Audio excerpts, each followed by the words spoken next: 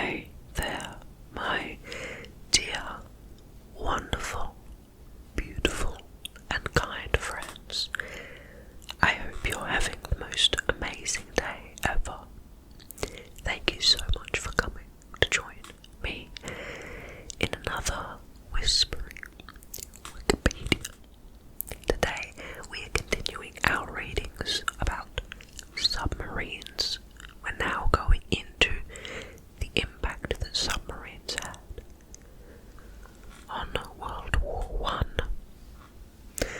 I assume that it was significant, though it's been a long time since I studied World War I or II, seeing as the last time I did I was in high school. Dear friends, if you have something you want me to read about, please leave it in the comments below. I'm always happy to see you, so if you just want to say hello, feel free. Okay, my dear and lovely friends, let's continue our reading, and I hope you can get a nice break. World War I. Military submarines first made a significant impact in World War I. Forces such as the U-boats of Germany saw action in the First Battle of the Atlantic and were responsible for sinking the RMS Louisiana, which was sunk as a result of unrestricted submarine warfare and is often cited among the reasons for the entry of the United States into the war. Yep. At the outbreak of the war, Germany had only 20 submarines immediately available for combat, although these included vessels of the diesel-engined U-19 class, which had a sufficient range of about 5,000 miles, which is 8,000 kilometers, and a speed of 8 knots, which is 15 kilometers an hour, to allow them to operate effectively around the entire British coast. By contrast, the Royal Navy had a total of 74 submarines, though of mixed effectiveness. In August of 1914, a flotilla of 10 U-boats sailed from their base in Heligoland to attack Royal Navy warships in the North Sea in the first submarine war patrol in history. Interesting, it says it calls that group of 10 boats a flotilla. Flotilla. I don't think I've ever heard of a flotilla before. The U-boat's ability to function as a practical war machine relied on new tactics, their numbers, and submarine technologies such as combination diesel electric power systems that developed in the preceding years. So a combination between diesel and electric power. More submersibles than true submarines, U-boats operated primarily on the surface, using regular engines, submerging occasionally to attack under battery power. They were roughly triangular in cross-section with a distinct keel to control rolling while surfaced, and a distinct bow. During World War I, more than 5,000 Allied ships were sunk by U-boats. The British tried to catch up to the Germans in terms of submarine technology with the creation of the K-class submarines. However, these were extremely large and often collided with each other, forcing the British to scrap the K-class design shortly after the war. To World War II. During World War II, Germany used submarines to devastating effect in the Battle of the Atlantic, where it attempted to cut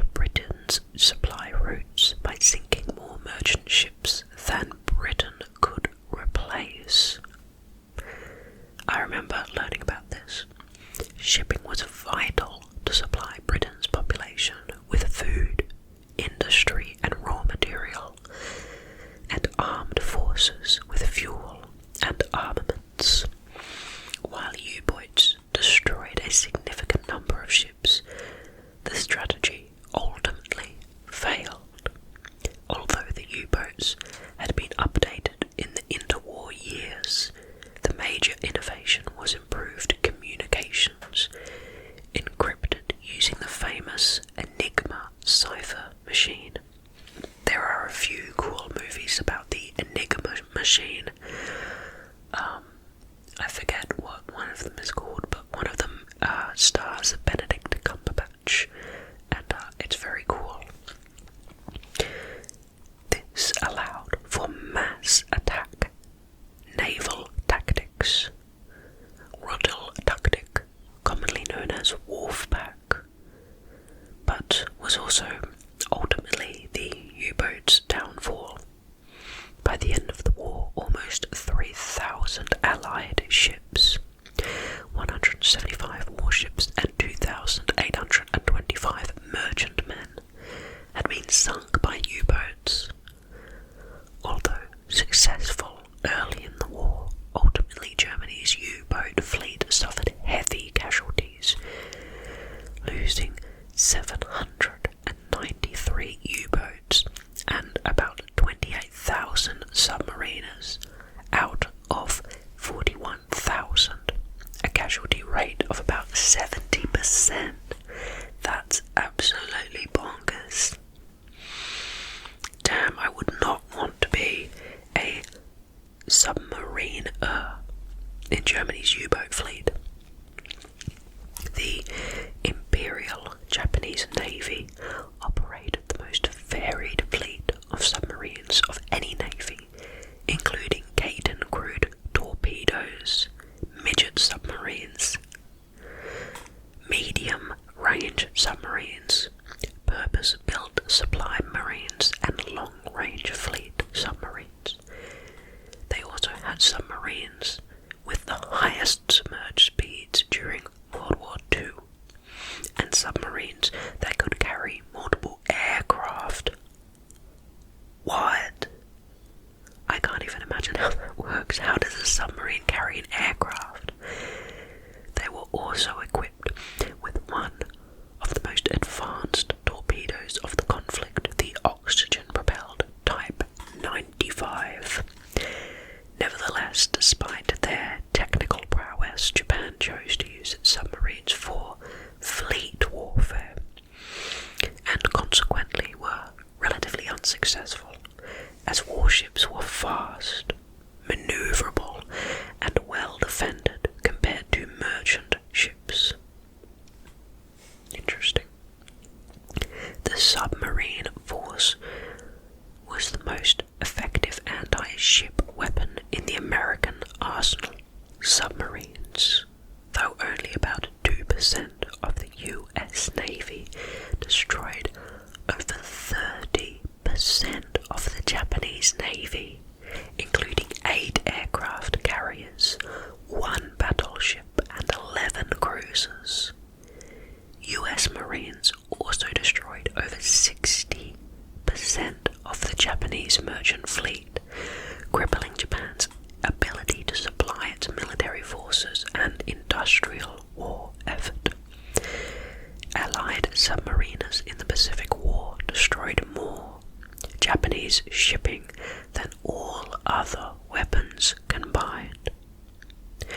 This feat was considerably aided by the Imperial Japanese Navy's failure to provide adequate escort forces for the nation's merchant fleet. During World War II, 314 submariners served in the US Navy, of which nearly 260 were deployed in the Pacific. When the Japanese attacked Hawaii in December, 111 boats were in commission. 203 submarines from the Gato, Palo, and Tench classes. 52 US submarines were lost to all causes, with 48 directly due to hostilities. US US submarines sank 1,560 enemy vessels. Wow, that's a crazy rate. A total tonnage of 5.3 million tons, which is 55% of the total which was sunk. The Royal Navy's submarine service was used primarily in the classic Axis blockade. Its major operating areas were around Norway, in the Mediterranean, against the Axis supply routes to North Africa, and in the Far East. In that war, British submariners sank 2 million tons of the enemy shipping and 57 major warships, the latter including 35 submarines.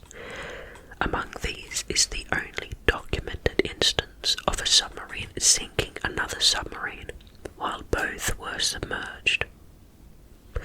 This occurred when the HMS Venturer engaged the U-864. The Venturer crew manually computed a successful firing solution against a three-dimensionally maneuvering target using techniques which became the basis of modern torpedo computing targeting systems. 74 British submariners were lost, the majority, 42, in the Mediterranean. Now to submarines in the Cold War.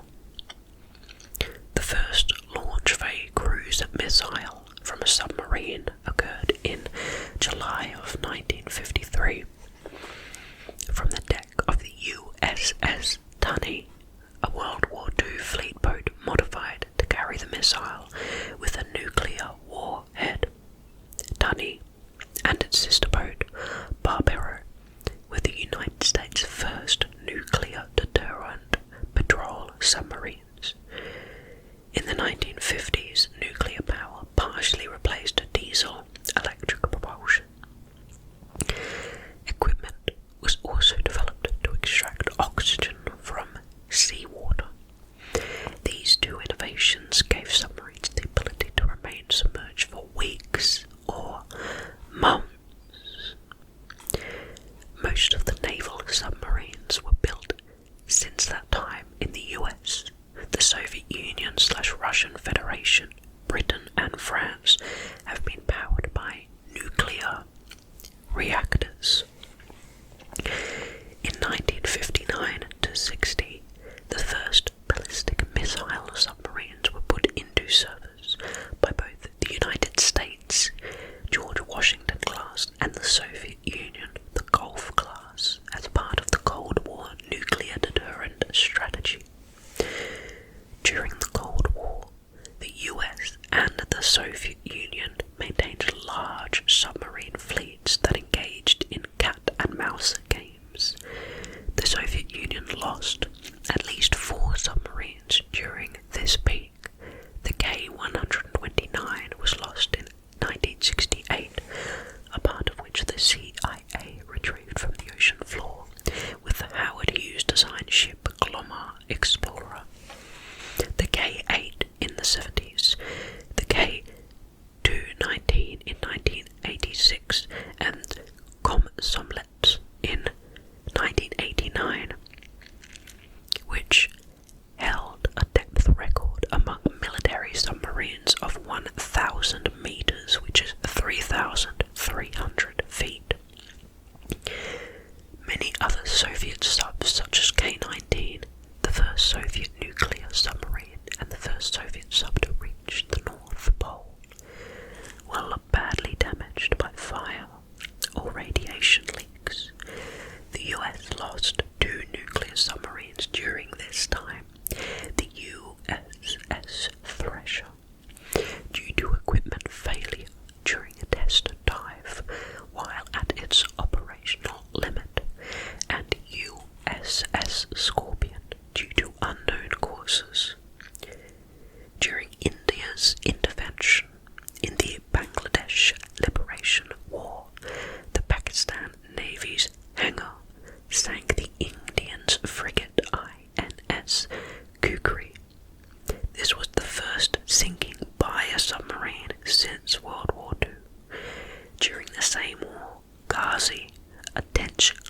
submarine on loan to Pakistan from the US was sunk by the Indian Navy.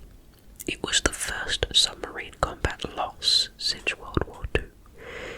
In 1982, during the Falklands War, the Argentine cruiser General Belgrano was sunk by the British submarine, the HMS Conqueror.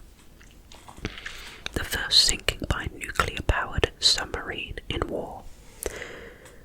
Some weeks later, on the 16th of June, during the Lebanon War, an unnamed Israeli submarine torpedoed and sank the Lebanese coaster Transit, which was carrying 56 Palestinian refugees to Cyprus, in the belief that the vessel was evacuating anti-Israeli militias. The ship was hit by 2 torpedoes, managed to run aground, but eventually sank. There were 25 dead, including her captain. The Israeli Navy disclosed the incident in November of 2018. That's fairly recent. Now, there is not a section for the 21st century submarines. So if you happen to be a professional submarine historian, I'd like to invite you to write up this section and add your knowledge to the Wikipedia so that we know what's been going on with submarines in the 21st century. Now, we move to the military. Before and during World War II, the primary role of submarines was anti-surface ship warfare. Submarines would attack either on the surface using deck guns, or submerged using torpedoes, of course. They were particularly effective in sinking Allied transatlantic shipping in both world wars and in disrupting Japanese supply routes and naval operations in the Pacific in World War II. Mine-laying submarines were developed in the early part of the 20th century. The facility was used in both world wars. Submarines were also used for inserting and removing covert agents and military forces in special operations, for intelligence gathering and to rescue air crew during air attacks on islands, where the airmen would be told of safe places to crash land so the submarines could rescue them. That's very cool. Submarines could carry cargo through hostile waters or act as supply vessels for other submarines. Submarines could usually locate and attack other submarines only on the surface, although the HMS Venture managed to sink the U-864, as we said before, with a 4-torpedo spread. While both were submerged, the British developed a specialised anti-submarine submarine in World War I, the R-class. After World War II, with the development of the homing torpedo, better sonar systems, and nuclear propulsion, submarines also became able to hunt each other effectively. The development of submarine-launched ballistic missiles and the submarine-launched cruise missiles gave submariners a substantial and long-ranged ability to attack both land and sea targets with a variety of weapons, ranging from cluster bombs to nuclear weapons. That's crazy to think. The primary defense of a submarine lies in its ability to remain concealed in the depth of the ocean. Early submarines could be detected by the sounds that they made. Water is an excellent conductor of sound, much better than air, and submarines can detect and track comparatively noisy surface ships from long distances. Modern submariners are built with an emphasis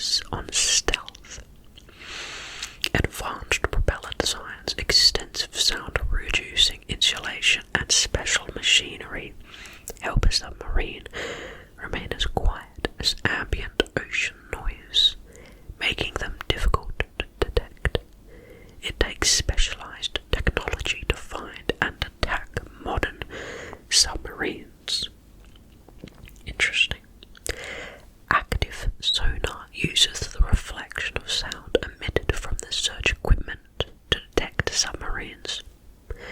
It has been used since World War II by surface ships, submarines and aircrafts via dropping buoys and helicopter dipping arrays, but it reveals the emitter's position and is susceptible to countermeasures. A concealed military submarine is a real threat, and because of its stealth, can force an enemy navy to waste resources searching large areas of ocean and protecting ships against attack. This advantage was vividly demonstrated in the 1982 Falklands War, when the British nuclear-powered submarine, the HMS Conqueror, sank the Argentine cruiser, the General Belgrano. After the sinking, the Argentine Navy recognized that they had no effective defense against submarine attack, and the Argentine surface fleet withdrew to port for the remainder of the war, though an Argentine submarine remained at sea. Interesting. And kind of random. Next up, we actually have something that might interest you, because it's a break from the normal, and we'll go into it next episode. Next episode, we're going to be talking about civilian submarines, so used for science or for leisure, like looking around the sea. Isn't that slightly strange of a thing to think? A civilian submarine. I wonder, perhaps, have you ever been in a civilian submarine? I've been in a submarine once, but it was stationary at a port. It was not travelling anywhere, but it was still a very interesting experience. Anyway, dear friends, I hope you've had an amazing day, and I hope you enjoyed listening to my voice. I'm always really happy to hear from you, so feel free to leave a comment below. Say hello to me.